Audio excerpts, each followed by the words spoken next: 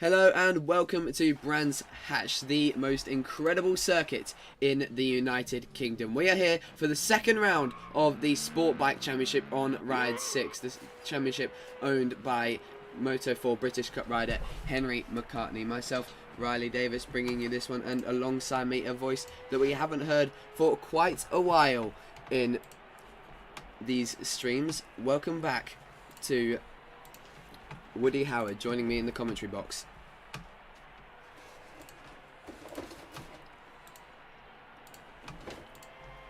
Yo. Definitely a pleasure to be back. Thank you for having me, Riley. Yeah, and it's great to have you back, of course. Some of the best races that I've commentated on with you alongside me. Apologies that if you didn't hear him there at the start, just having some issues getting his mic connected to the stream. But we're all good now. He should be heard, and so should I, and so should the bikes here in the Sport Bike Championships. We see Sean there making his way into Druids. A bit of a plain livery. He's on the Suzuki GSX 8R. And if you were with us for the first round, you would have seen the absolute carnage that ensued when league owner and currently second in the championship runner Henry McCartney was absolutely wiped out when a rider cut across a Donington national layout and torpedoed poor Henry out of the battle for the win with only a couple laps to go. A real shame, but he did a real good job to come back to second place. But here you are then, your championship leader Finley Cottenham also on the GSX 8R. It's a very popular bike in this championship, probably draw to the ZX4R, but it seems to me like this round there's a lot of different riders compared to what we had at Donington. The GSX 8R seems to be the preferred choice, and the Yamaha R7 did lack quite a lot, but we are getting a new change, almost like a second round fuel flow restriction in World Superbikes, but instead new regulations limiting the GSX 8R and ZX4R to give the R7 riders a better chance. The GSX 8R is now making running a stock control unit and stock piston, and the ZX4R now has to also run a standard piston as well. So hopefully that gives the R7 riders a bit of a better chance at catching the other two Japanese manufacturers. But Woody, your first time commentating on Ride 6, 10 minutes left of this session. Can you just explain to us how amazing Brands Hatch is for bikes like sport bikes, and proof that we're going to get such an amazing battle? What a circuit. Brands Hatch, literally, it is the perfect mix of corners, perfect mix of straights. Honestly, it is the best track in the world, in my opinion. It's a very, very heated opinion, but on bikes like these as well, overtaking, it's going to be unbelievable. There's going to be so many riders bunched up together. We're going to have such a good race here, and I'm honestly looking forward to it so much.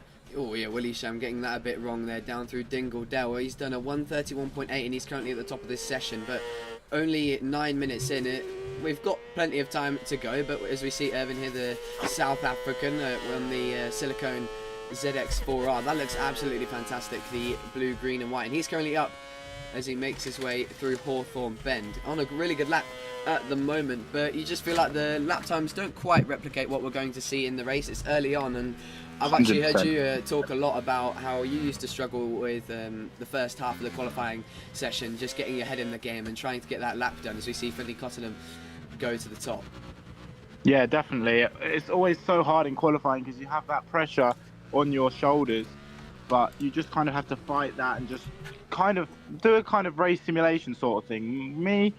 When it comes to me in a race, my pace is a lot better because I'm not really focused on my lap time. So if I'm doing like a little race simulation in the qualifying, it's definitely easier to get better laps because I won't have any pressure on my shoulders, and it would just help getting a good lap time at the end of the session. Yeah, I'd have to agree with that one. Qualifying is not one of my best strengths either, but a strength for Finley Cottenham at the moment. He has topped the session with a 1:31.8, and actually only 0.05 of a second quicker than Willie Sham. So Willie Sham having a difficult round at Donington Park, but it looks like maybe preferring Brands Hatch or putting a little bit more effort into practice. He's really struggling to get that right on the way down to Dingle Dell, but I think he's just building his way into this session. He's down at the moment, probably because of that mistake, but a few riders trying to get in behind him, as we see George on that Yamaha. Look at that livery. It looks absolutely fantastic. George Wood, of course, photographer. He's really good at making liveries. You can see that Rock Oil R7. Hopefully will be a little bit more competitive this week, because of course the regulations going the way of the R7 to help it be more competitive, because that R7 was nowhere at Donington Park, if we're real. Here's has Sutton then on the black, green and yellow ZX4R. He had a bit of a difficult round at Donington Park, qualifying as being one of his big weaknesses. Speedy Leon here as well on the GSX-8R, running the Joey Dunlop replica, looking very nice. Stock livery, but that looks fine as all. That's Harrison, Harrison Day. I was commentating on him yesterday at Fab Racing. He gave us a great show, wildcarding in the Extreme 200 class. Oh, that got close there. He's currently riding the Makita Rocket. I don't even know what the title sponsor of that bike is. There's so many of them on there. I'm going to guess it's the Monster Energy Kawasaki. But judging off the fact that it's red, maybe GV. But I'm not going to look too far into the sponsors, and maybe more into the fact that he nearly just got himself completely wiped out there, hanging around on the Brabham Straight. Harrison Day, of course, a Moto4 British Cup rider as well, and the reigning GP70 and Extreme 200 champion in Fab Racing. So one of the UK's best upcoming talents in motorcycle racing. But based on what he just did there, I might not class esports in that conversation. But someone who we will see up at the sharp end is Henry McCartney, who actually hasn't set a lap yet, but he's about to come to the line now. Might just be competitive. That ZX4R sounding the best, of course, of all these bikes, as he now comes to the line on the Brabham Straight. This looks like he's going to take pole position, surely, and he get 131.3. He moves into second because Finley Cottenham goes down actually into Sheen Curve. It's a 31.1 from Finley Cottenham at the moment. So again, quite close together, maybe two tenths of a second, but at this stage of the session with 5 minutes to go, it's that final 5 minutes where things really start to ramp up and the gaps start to close. If you're with us for Donington Park, as you can already see there, Henry Mack nearly 2 tenths of a second up on that number 31 ZX4R. So really putting the work in to get a good lap done in this qualifying session. But if you were watching at Donington Park, I was just about to say, you would know that Henry Mack's better pace is definitely in race trim rather than qualifying, as Willie Sham retakes the top spot on a 31.0. What a fantastic lap from him on that blacked out ISM GSX-8R. That is absolutely fantastic to see from him, especially considering that he really struggled to even get in the top 3 battle at Donington Park. So clearly finding something and enjoying life here at Brands Hatch. He makes his way down through Paddock Hill Bend. As you said there, Woody, when you get into that rhythm, a track like Brands Hatch really just rewards itself because you just enjoy it. It's such a perfect track in my opinion. I feel like every corner links to the next. There's just the correct amount of straights with the right amount of length. So there's always room to gain. I feel like you can always gain time on every lap if you're locked in enough. Then you can always gain time because every single corner is just perfect.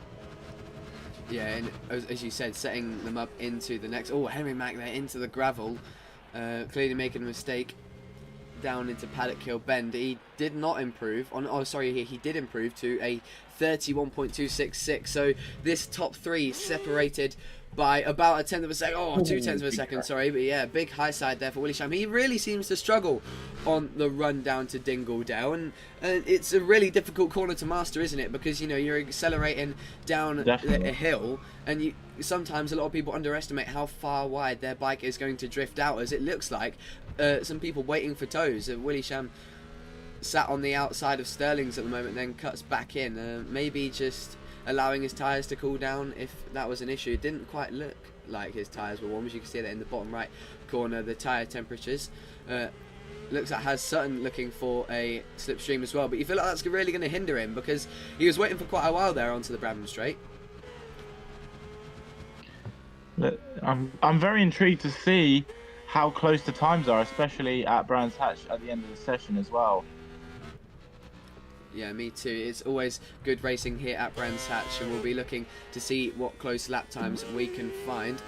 And Harrison at the moment, trying to find an improvement. Currently running on 32.0, 3/10 down, so must have made a mistake. I'm going to bet that it's catching the curb, having a bit of a moment on the way out of Paddock Hill Bend. George Wood following along there. He's only exactly a tenth of a second off of Harrison Day at the moment in seventh, trying to get onto that second row even. Oh, big high side out of Druids, and that's hindered Finley Cottenham as well, who's chasing down pole position. Apologies if you can't see the timer for the session. I have to pause the game every single time. That's just ride 6, so that's not my issue there. That's a Milestone, so go shout out Milestone. 2.5 minutes left of this qualifying session, and Willie Sham is on pole position. You can see him just sitting there, funnily enough, at the very corner that he seems to be the weakest at, but he's got back out there now. Some really weird tactics going on here, especially since he's on double hards in this qualifying session. I don't know whether he chose the hards for his lap, but that is really peculiar, especially with how far ahead he is of Finley. Maybe he just knows something that we don't, Willie. Yeah, definitely. That's very I've never seen that in a qualifying session. Someone who takes hard tyres over the softs. Just imagine how much faster he could be on the softs. Yeah, it might just be a small glitch though in Ride 6. Glitches galore in this game, of course. If you had the troubles of purchasing this game, you'd know there isn't even a medium tyre in this game. It's just soft and hard. As we see Ross on the ZX4R trying to insert himself into the top 3. You might have just heard some limiter action there. That's not accurate either. Just some sounds being off from what they actually are for the riders. A 31.5 then for him on the MLD branded Kawasaki Ninja ZX4R, and those bikes being docked a little bit to help the R7, but at the moment the only R7 representative being George in 7th, and it doesn't seem to look like it's done the Yamaha all that well, but I think George might not have been practicing. I'll have to ask him that on Thursday at college actually, but 32.1 for him, and it doesn't seem like he's able to find any more time, as we saw that huge high side out of Druids. The way that he caught the curb when he pulled the bike back in, a bit of a, I wouldn't say a rookie mistake, but looks like someone who hadn't really done a lot of practice, and there, perfectly proving that that's what happens when you don't practice. The laps just don't really work out for... Slip away. Yeah, exactly. You were saying how the race pace makes a big difference, and you sort of treat a qualifying session like you would a race, because laps are so easy to find consistently at Brands Hatch, and when you haven't practiced for that... Oh! Disconnection? Who was it? No, he hasn't disconnected. Oh no, he restarted his flying lap. I was like, what on earth happened there? He just disappeared. George looks like he's just having some fun at the moment as the session comes to an end. And Henry, apologies that we didn't have a shout there for Henry, as he slotted himself into pole position with a 30.9. That is a really strong lap. And he was just improving there still, but just thought better of it and thought that he didn't need to push any further and show his cards any more than he had to. But look at that, Henry Mack in his own league, but nonetheless a fantastic performance to be the only man in the 30s. But oh, really close there for Willie Sham on the final lap to dig into the 131.0s. Really close, and I'm sure this will be a fantastic race. Finley Cottenham maybe just lacking a bit in qualifying pace, but as you were saying, it's all about the race pace here at Brands Hatch, and it's going to make a big difference as George comes to line in 7th. Decent qualifying for Harrison in 6th, but that ZX4R and GSX8R can't seem to be stopped despite the penalties that they've been given machinery wise. Brilliant qualifying session then. That was very entertaining, especially then. Look at the gaps, like I said. Front two, less than a tenth of a second separating Willie Sham between Willie Sham and Henry Mack. That's unbelievable. Yeah, and well, if you're with us at Donington Park, you'll know that a millisecond covered the top two of Henry Mack and Finley Cottenham at the national layout of Donington Park. So hopefully we get just as close. Oh, we've got some rain. This is going to be an interesting race. Maybe the time's not as close, but certainly the racing getting all up and down. I know George Wood probably, I think he's listening to this stream while he's racing. Probably that's why he's crashing. Every time he's hears that he's on camera, he decides to send himself to the moon.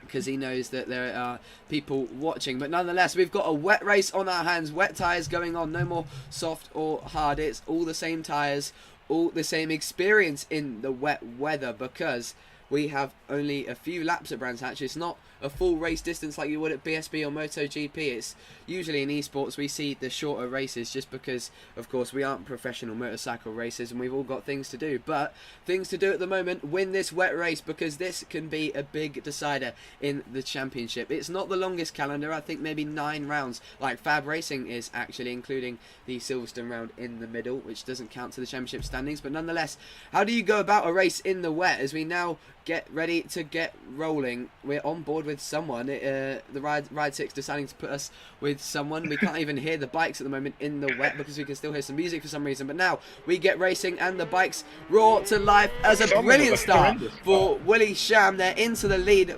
That black motorcycle getting straight into the lead, down into Paddock Hill Bend. You can see the rain on the visors. I haven't actually seen the wet conditions from a commentary perspective in Ride 6, and the game just looks beautiful, doesn't it? As Henry Mack tries to go the long way around on Finley Cottenham, his former rival from Donington Park. Harrison Day getting involved as well, and I think that's also Irvin on the white and blue Kawasaki. And look, there's another GS68R up the inside, another black one. I can't tell who that is. That looks to be Sean getting involved in the pack as well. Bit of lag there as we make our way up to Surtees, but at this moment, 1 lap in and everybody's chopping and changing. How do you stay composed in a wet race?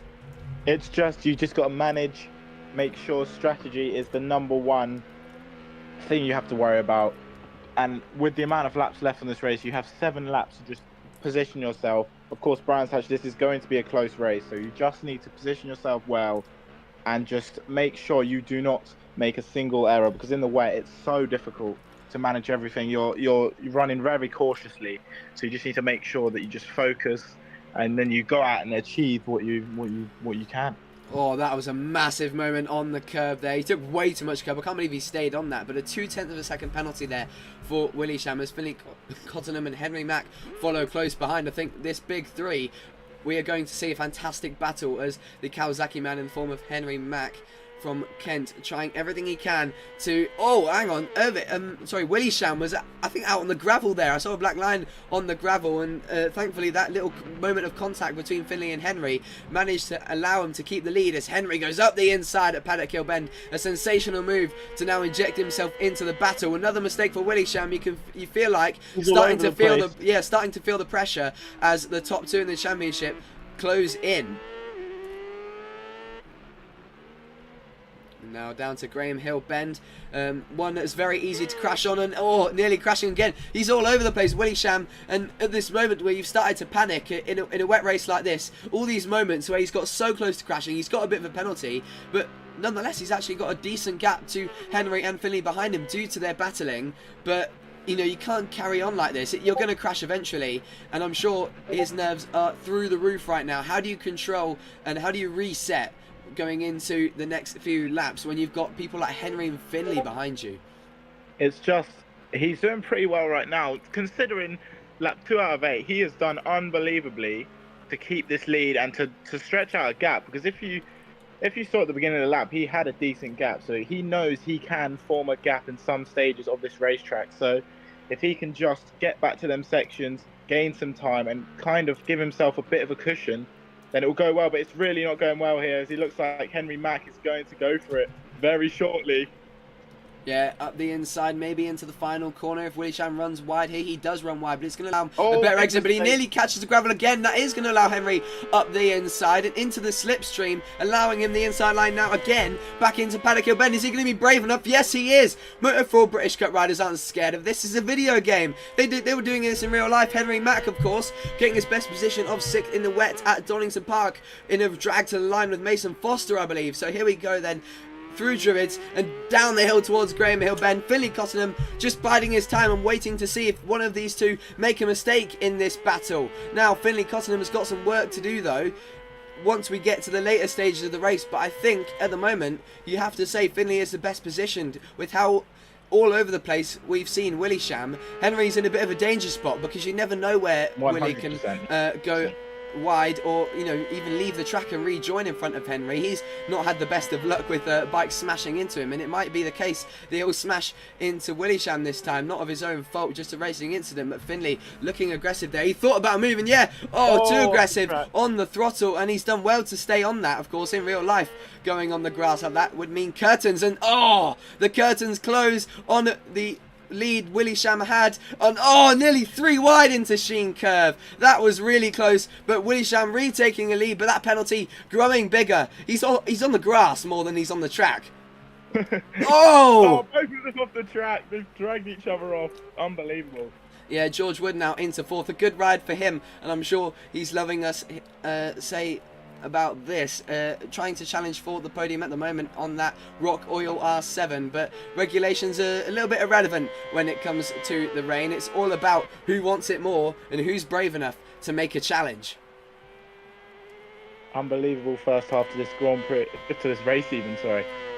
Into Druids we go.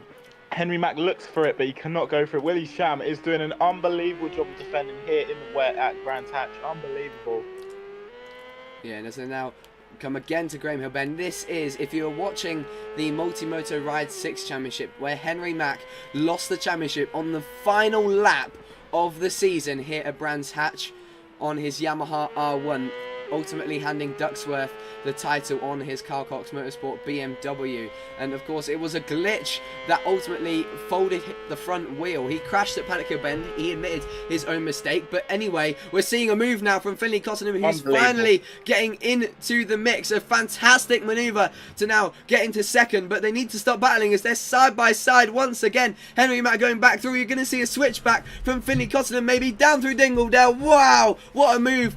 Heroic racing between these two as they now lose time to Willisham out in front, but the gap's nearly at the penalty for Willisham nearly at half a second. So in terms of race timing, not leading the race at this point, he really needs to pull the pin and get away and hope that more battles ensue behind him as Henry Mack darts to the inside once again. It's getting personal between these two because you feel like they're going to be the battling duo in the championship, because Willisham, he wasn't really up very high in the championship, but wow, this is incredible. It's getting personal now, and you feel like that gap to Willisham out in front is now definitely going to around half a second. But look at that, what a setup from Henry McCartney as he shoots up the inside, runs it wide at Druids, and Finley Cottenham goes back through. This is incredible racing here at Brands Hatch, but they need to work together. I'm hoping they hear this stream at the same time, because Willisham's getting away,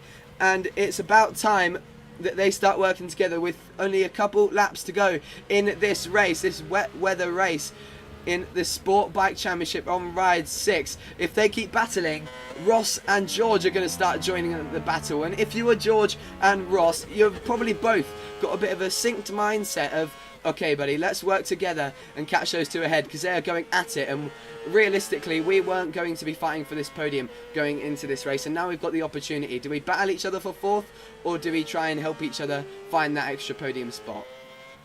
The podium is definitely on the cards for the both of them, because what we're seeing right now is unbelievable battling as we go into Stirling's. Is there going to be a move? No. Unbelievable racing. I don't think I've seen Ride 6 racing like this. Yeah, of course not, because Ride 6 has actually not been great, to be honest, in terms of the physics, at least in my opinion, but the graphics looking fantastic here, aren't they, in the rain at Brands Hatch. Realistic British weather and realistic British racing action as Henry Mack goes back up the inside into Paddock Hill Bend. He's done a personal best of a 34.9, and the fastest lap of the race, fastest lap for him, because Willisham is actually putting the work in, a 34.7, and he's actually on point here at Brands Hatch. But they're still battling. They still believe that they are the fastest on track rather than the other. And Finley surely not on the inside. That would have been extremely brave. He thought better of it though, because that could have ended them both in the grass. And Ross looking like he's getting hungry behind them now. He's definitely got a chance at getting his name in the hat for this podium battle. Of course, Willisham has a penalty. What is Willisham's penalty? Is it a big one or 0.46? Yeah. Unfortunately, we lost Sutton there. Maybe some disconnection or struggling in this race as we see the wider entry from Finley Cottenham on the GSX-8R. trying to get underneath Henry, but look at the defence from, sorry, the Stanford Racing rider, of course, Danny Webb's GP camp. Obviously not on the Stanford Racing team for this race, but oh, big moment there for Willie Sham, again going off track, and now extending his penalty up to a 1/10.5, and you have to feel like that gap is definitely less than a 1/10 of a second, and Henry Mack might not know that though. He might not realise that the penalty is as big as it is. Usually you'd expect that penalty to be about maybe 7/100ths of a second, which is definitely not something you can afford to have, because you still need to be ahead of that person going across the line. You feel it's very rare that you're going to see that gap being that small across the line, especially in a wet race. 2 laps to go as well here. So how is Willie Sham going to do it? He is definitely within that penalty, Henry Mack. So he can definitely, yeah, he's right behind him now. We're going to see a battle, even though Willie Sham does have a almost 6/10 penalty. So all Henry Mack has to do here is just ride a clean race, and he can win it here at Brands Hatch. Yeah, and a bit of a moment there again for Willie Sham, and here comes Henry Mack finally making that move. Not just yet, actually, but he's just on the fastest lap of the race with the 30. Oh, down goes Willie Sham! He's gone! Oh, your heart breaks for Willie Sham. He led that entire race on that black Dow ISM photography. ISM GSX8R. We're looking at now at the GW photography. Rock Oil Yamaha R7, who is now into 4th, trying to catch Ross, but Willie Sham, he's on the grass again. But now we're on for it. This is the battle we were promised at Donington Park, and we're getting it served to us.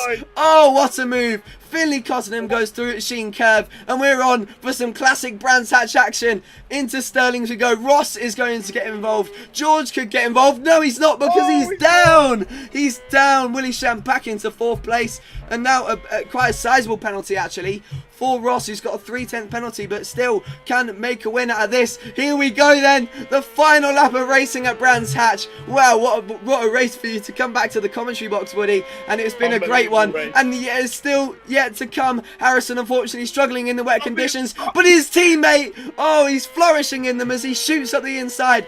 They're still side by side up to Druids. Finley Cottenham with a defensive line, and Ross there as well, setting up the exit. He's going to make a push for the win in this last lap. He's been sat there watching this, and finally it's his turn to make an effect on this battle for victory. We feel like Finley is pulling away, but at this point, if you're Henry, how do you compose yourself and wait for the right place to go through? It's got to be in that last sector. You have to pile all the pressure on Finley Cottenham and do it in the last sector, but let's see what Henry Mack will do as we're coming up to the halfway stage of this final lap here at Brands Hatch.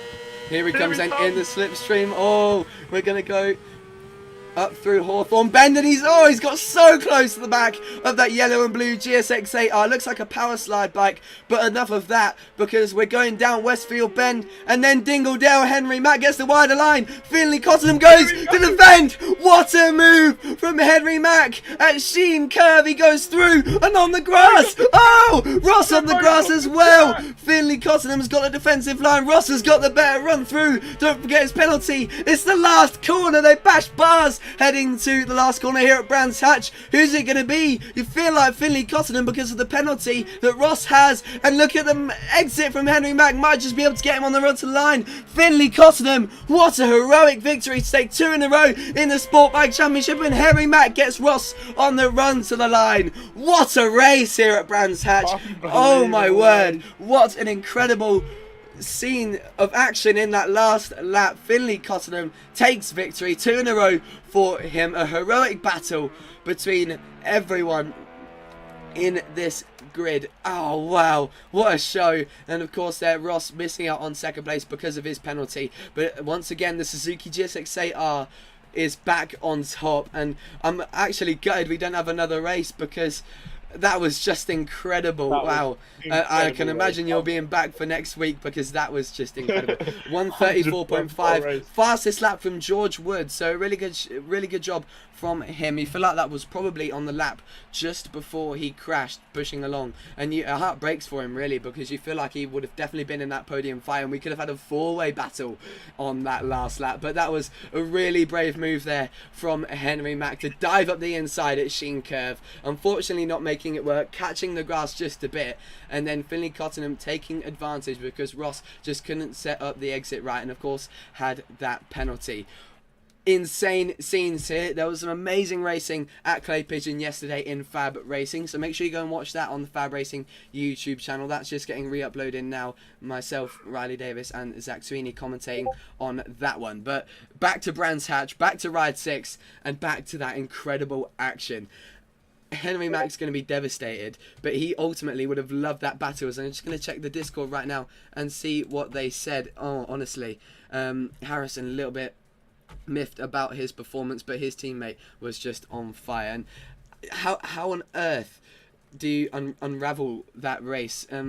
A brilliant strategy there from Finley. We pointed out in the first half that he was just sat there waiting behind Willie Sherm and Henry Mack as he waited, and he saw every single corner that Henry looked like he was going to try and make a move up the inside, or rather around the outside if he was brave enough. If you do know Henry McCartney is 100% brave enough to do that, especially if you saw his save on his KTM SX85 yesterday at Clay Pigeon. Absolutely heroic, but heroic that move, and unfortunately it didn't pay off for him.